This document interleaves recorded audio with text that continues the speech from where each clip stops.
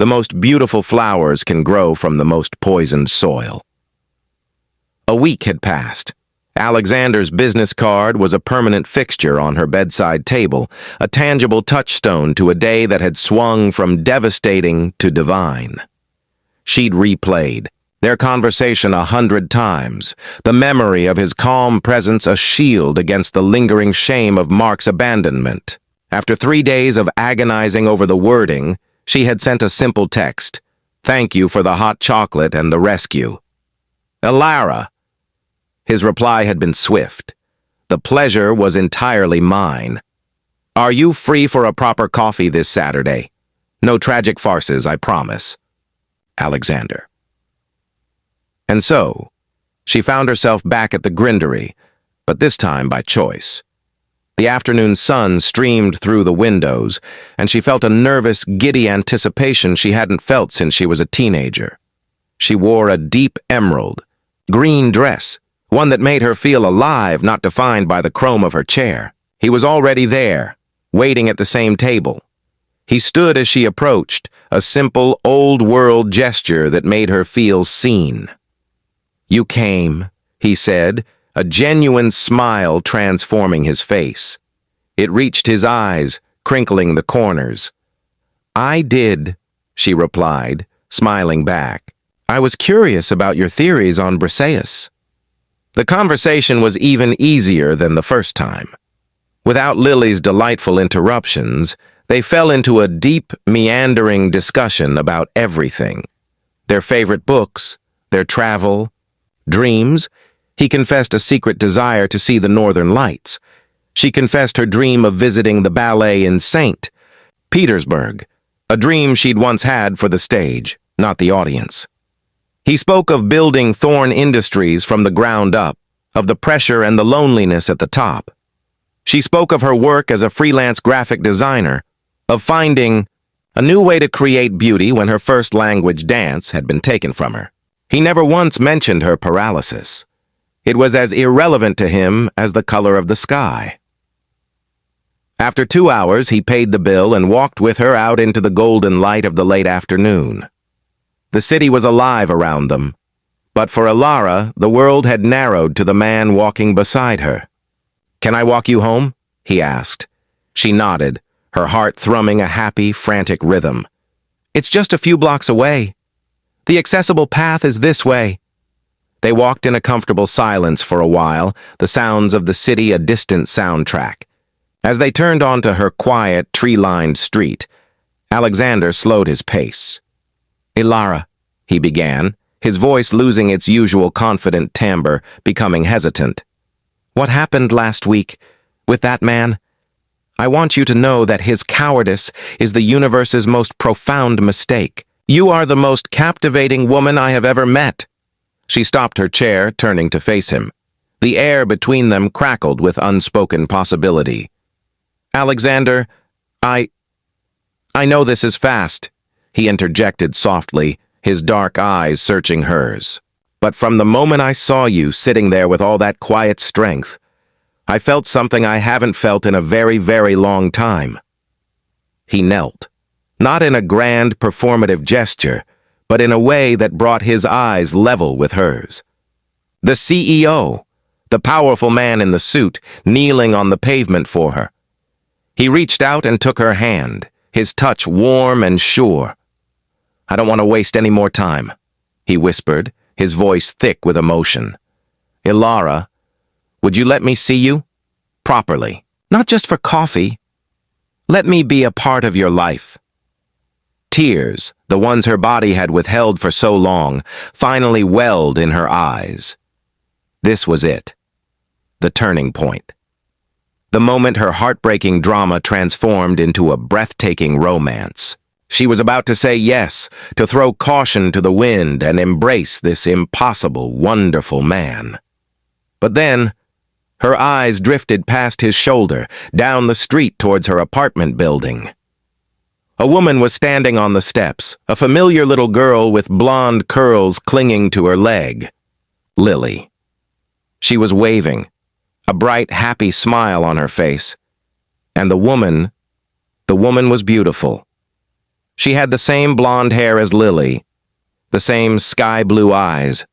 She was holding a reusable grocery bag, looking for all the world like she was waiting for someone to come home. Ilara's gaze snapped back to Alexander. He was still looking at her, his expression full of hopeful vulnerability. But she saw it now, the subtle tension in his shoulders, the way his gaze flickered for a microsecond towards the woman and the child. "Alexander," Ilara said, her voice trembling. "Who is that woman on my doorstep?" He followed her gaze and his face fell. The hope drained from his eyes, replaced by a weary, profound sorrow. He didn't let go of her hand, but his grip loosened. "Ilara," he said, his voice a broken whisper. That is Clara."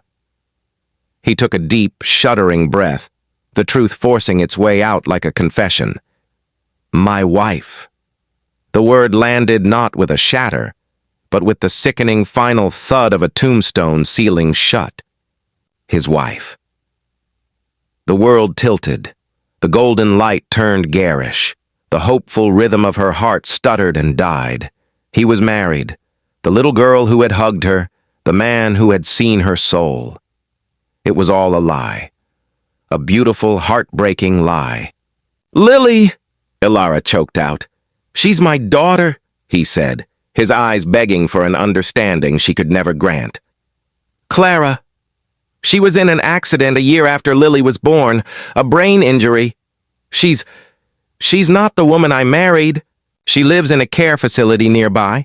We visit her every day. Lily, she doesn't fully understand. She just knows her mommy is sick." He was trapped. In a gilded cage of duty and memory, caring for a ghost of a wife, raising a daughter alone. He had seen in Ilara a glimpse of a life he couldn't have, a connection he was starved for. His rescue of her had been a desperate, fleeting rescue of himself. The twist of the knife was not in his betrayal, but in its tragic symmetry. He was as paralyzed by his circumstances as she was by her body. Ilara slowly, gently, pulled her hand from his. The warmth of his touch faded instantly, leaving behind a cold, stark reality. "You should go to them, Alexander," she whispered, the words tasting like ash. He looked at her, his expression one of utter devastation. He had offered her a dream, but the dream was built on the foundation of his own nightmare. "I'm so sorry, Ilara," he breathed. He stood, his movements heavy with a grief she now shared. He didn't look back as he walked towards his wife and daughter. Lily ran to him and he scooped her up, holding her tight. Clara offered him a vague, placid smile. Ilara watched the picture-perfect, heartbreaking family reunion from a distance, completely and utterly alone. She had been saved from one abandonment, only to be delivered into another, far more cruel one. The stranger CEO hadn't been her hero. He had been a beautiful, temporary shelter from a storm that was, and always would be, her life. And as she turned her chair and pushed herself slowly down the street, away from the man and the little girl who had briefly made her feel whole, she realized the most heartbreaking love stories aren't about love lost. They are about love that was never truly yours to begin with. The first shatter of a heart is not a sound, but a silence. Ilara's world had condensed to the polished surface of a small marble-topped table, the dregs of a single latte, and the slow, creeping chill of abandonment. 2 hours. The clock on. Her phone, which she could just manipulate with a trembling knuckle, confirmed it. 2 hours since Mark, with his charmingly awkward smile and promising online banter, had glanced at his phone, muttered something about an emergency call, and vanished into the bustling Saturday afternoon crowd of the Grindery. He had not come back. It wasn't a medical emergency. It was her emergency. Her wheelchair, a sleek carbon fiber extension of her body, had been the first thing he'd seen when he'd arrived. The light in his eyes had dimmed. The easy laughter had become strained, and the conversation had faltered like a dying engine. He'd seen the chair, and in it, he'd seen a burden. A story he didn't want to read. A life he didn't want to share. Tears were a luxury her body had denied her for 5 years, since the car accident that had stolen the use of her legs and the career as a dancer she had lived for. Now she had only this hollow, aching numbness. She was a statue in a sea of motion. Couples leaned close, whispering secrets. Friends erupted in laughter.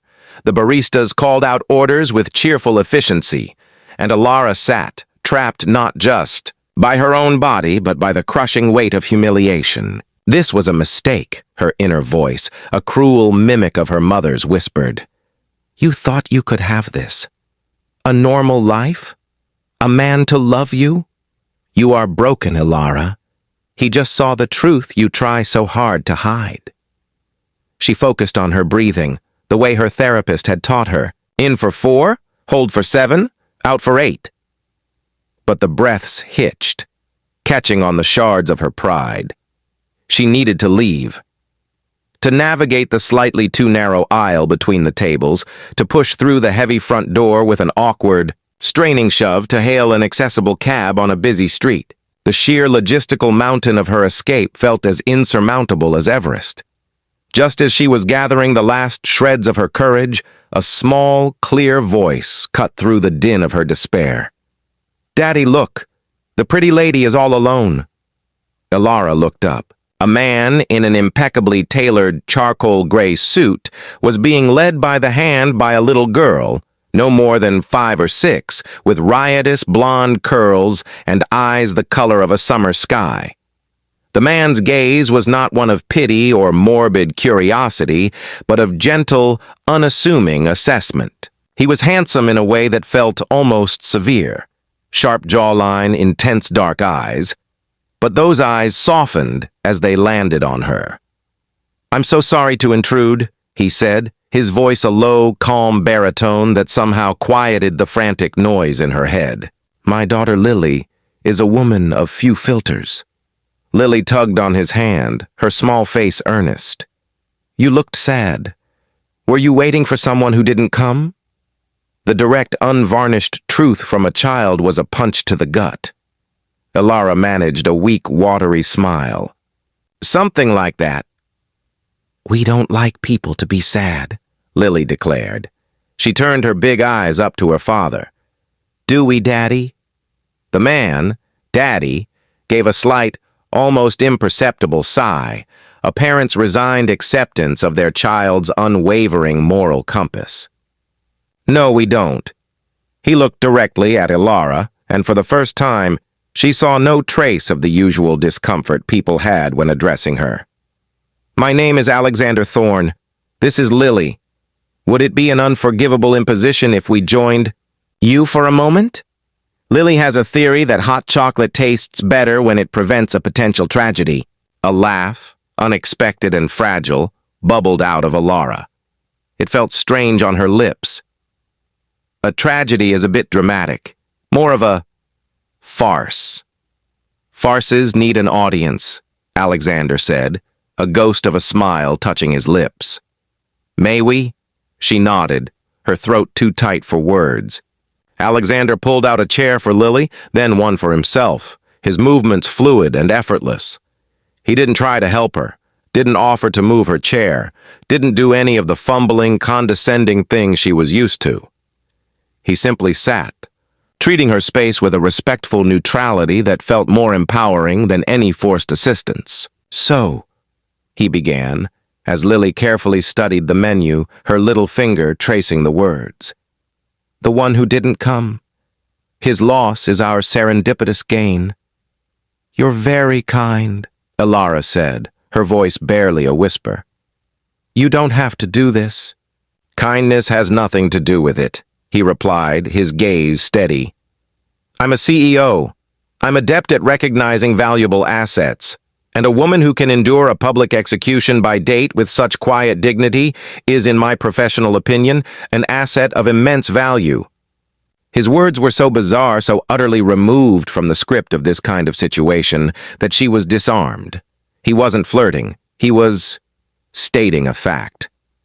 Lily's hot chocolate arrived, a mountain of whipped cream with a drizzle of caramel. She looked at Alara with solemn eyes. "Daddy says when people are mean, it's because they have storms inside them. The man who left must have had a very big storm." Alexander placed a hand on his daughter's head, a gesture of such profound tenderness it made Alara's heart ache. Indeed. For the next 30 minutes, the world outside their little table ceased to exist. Alexander didn't ask prying questions about her chair or her life. Instead, he asked about the book peeking out of her bag. The Song of Achilles, which led to a passionate debate on modern retellings of Greek myths. And she discovered he had a dry, witty humor that contrasted beautifully with his severe exterior. Lily, for her part, narrated a detailed epic about her stuffed unicorn's quest for the world's shiniest rock. Alara found herself talking, laughing, feeling the ice around her heart begin to crack and melt. It was the most normal and yet the most extraordinary human connection she'd felt in years. Alexander Thorne saw her. Not the wheelchair, not the tragedy. Her. Finally, Alexander glanced at his watch. "Lily, we have to meet Grandma soon." Lily pouted but slid off her chair. She walked over to Alara and, without a word, wrapped her, small arms around her in a warm, sticky, chocolate-scented hug. The simple, unconditional affection was a balm Alara hadn't known she needed. "Thank you," Alara whispered into the child's soft hair. Alexander stood.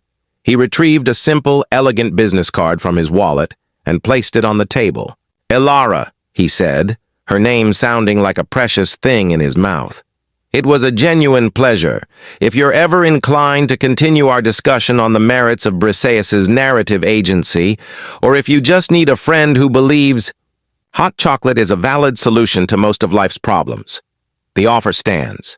He didn't wait for a response. He simply took Lily's hand, gave her one last lingering look that held a universe of unspoken understanding, and walked away. Alara watched them go, the businessman and the little girl, her saviors in the unlikeliest of forms. She picked up the card. It was heavy, expensive cardstock. Alexander Thorne, Chief, Executive Officer, Thorne Industries. She traced the embossed letters, a fragile, impossible hope beginning to bloom in the ruins of her heart. The cafe no longer felt like a prison. It felt like a beginning.